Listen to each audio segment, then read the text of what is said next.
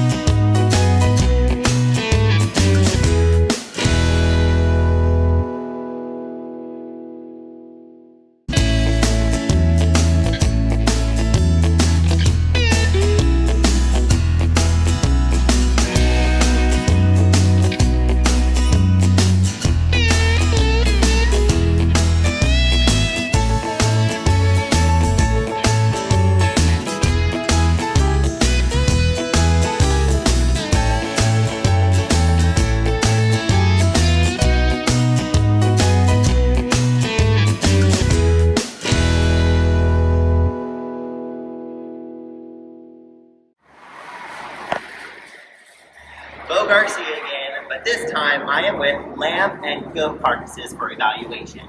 So on my right, or in the left, you have a lamb carcass, and on my left, we have a goat carcass. Both red meat species, so the evaluation is similar to that of beef carcasses. However, with lamb and goat, emphasis is placed on cutability, or that percent sellable product. So for cutability with lamb and goat, the first thing that I measure is the fat thickness. So I use this ruler, a little bit different than beef, just because it's a smaller species, and I place it right here, opposite that ribeye muscle to determine fat. So for goat, generally having less fat, same location for fat measurement.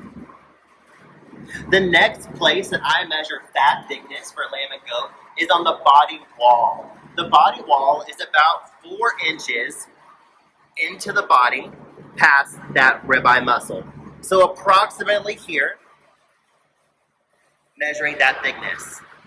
That'll give me a good indication of how much fat is on that carcass through this area. So after fat, I look at the ribeye muscle just like in beef. However, I use this dot grid. This dot grid is a little bit smaller just because that size of the muscle is a lot smaller than beef. So for this dot grid, every 20 dots is equal to 1 square inch. So I place that dot grid using my guided boxes, count around, do a little mental math, and come up with a ribeye square inch area. That'll tell me how much muscling there is in those carcasses. Now for quality, it's a little bit different than beef. We do look at marbling, so if you see here, there's a little bit of intramuscular fat within that ribeye, but the emphasis is placed on conformation. Now when I say conformation, I mean length in relation to width, and how shapely it is. So if you stand back, I'm looking at how much shape this carcass has from top to bottom. Same thing with goat. I'm looking at how much shape, how much width, how much muscle flair that these carcasses have. Generally, the more, the better. What I tell my students is, if it looks like a bodybuilder, the better.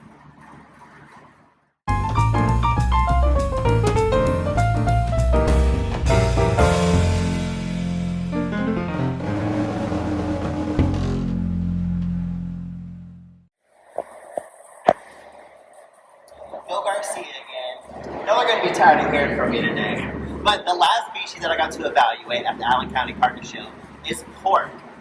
So for pork, the first thing that I look for and make sure of is that the quality is acceptable. So by acceptable, I look at the loin eye muscle, or the longissimus dorsi muscle, to determine acceptability. I'm looking for the firmness, the wetness, and the color. I get to use these color standards from Pork Checkoff to compare color. In our industry, most color ranges between a 2 and a 3. Unacceptable would be a 1. Very, very pale. This looks almost like chicken. And we can't forget that pork is a red meat species, so we want it a little bit darker in color. So 2 to 3 is normal. For firmness, I am feeling the loin eye to ensure that it's firm to the touch. Not too firm, but we don't want it soft. And wetness, I'm ensuring that there's no water excreting from that muscle. If it's very, very pale, very, very soft, and exudative, meaning watery, that is PSE, pale, soft, and exudative, that would be unacceptable. I'm very pleased to say that there are no PSC pork carcasses, so all the quality is acceptable, and I am very, very happy. So thank you. I tip my hat off to you. So after quality, acceptable, I'm looking at percent sellable products. Now I keep saying that, but I'm going to drill into your head. Percent sellable product is good for everyone. Good for you as a consumer buying the product back, or good for Keystone Meats selling that product. The more product available, the more income. So percent sellable product is good. The first thing again that I always check is fat. So for pork, just like in lamb, I use the same ruler to measure that fat thickness. I am measuring about 3/4 the way up that loin-eye muscle in this area for fat. After fat, I am measuring the loin-eye muscle area. I use the same dot grid that I use for lamb and goat, just because more to count and the muscle a little bit smaller than beef. So again, every 20 dots on this dot grid is equal to 1 square inch. I'll place that dot grid on that loin-eye muscle, count the surrounding dots around my black guided boxes, do a little mental math, of course, and then get that loin-eye muscle area. Those two things combined will help determine percent sellable product from this entire carcass. So I wanted to show you two different carcasses. This one on the left in the video is a little bit higher yielding. So there's less fat opposite that loin-eye with a larger loin-eye muscle compared to this one, who has more fat opposite that loin-eye and a smaller loin-eye muscle. So less fat, more muscling, higher percent sellable product, whereas more fat, less muscling, lower percent sellable product. One last thing that I want to mention is that in large-scale industry, we do not rib our pork carcasses. So next to the rib pork carcass, I have one that is still intact. Large-scale industry is just like this. So the way that they determine the acceptability in terms of quality for pork carcass is on the thickness of the belly. Now you may be wondering why the belly. Well, the belly is actually one of the most valuable parts of this carcass. It's the bacon. I know everyone loves bacon. So that's why emphasis is placed on the belly thickness. For large scale, it has to be a minimum of 0.6 inches of thickness for the belly. Again, I just want to say thank you for allowing me to come and officiate your Allen County Carcass Show on behalf of Keystone Meats and sponsored by Kewpee. And I hope everyone has a great day. My door is always open, so if you ever have any questions, please feel free to reach out. I'd be more than willing to talk about what I did today.